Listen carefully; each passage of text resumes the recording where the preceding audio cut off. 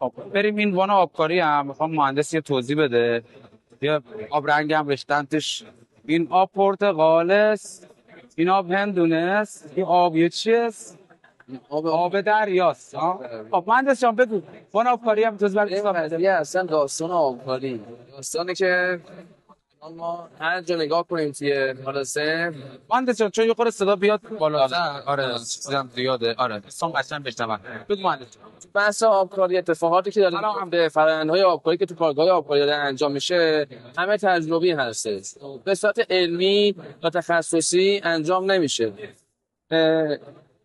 و مزیتش چیه؟ مزیت اینکه تو بری سمت اینکه علمی به صورت تخصصی انجامش بدی. الان طلا گرون شده، صوت طلا ارزشمند.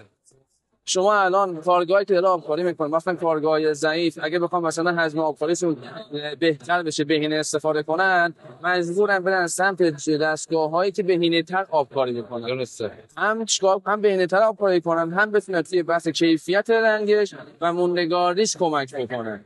خب پس این شد 3 تا پارامتر که هر کدومش مهمه. خب داستانه که یه نکته هم عرض کنم خدمتتون. ناکنید شما یک قطعه طلا رو بردار، پوست و پرداخت بزن، توی اولتر بنداز، بعد یه بوپال بزن، بعد چربگیر بزن، توی بدترین محلول و بدترین دستگاه هم بزنی، همون لحظه بیاری بیرون، خب تمیز مشکله. اما کی مشخص میشه داستان کیفیت؟ زمانی که بره تو ویترین، دست مشتری آفتار بار آفتابش بخوره، چه میدونم مایع دستشویی بخوره، ریکا بخوره، بعد اون موقع خدا خیرت بده. ما میگیم بابا تو بحث آبکاری خیلی نکته مهمی رو مهندس اشاره کرده. ادامه بده. قشنگ آبکاری. خب ما داریم به صورت میکرونی صحبت میکنیم، ولی میگیم یونهای طلا خب طوری بچسبه به سطح کار که هم صیقلی باشه، صاف باشه. این میکرونی ها، یعنی با چشم مسلح نمیشه انجامش داد.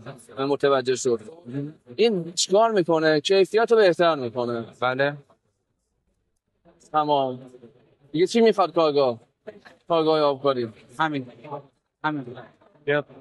آب خوب، مصرف پایین، ماندگاری بالا. اوکی تمام.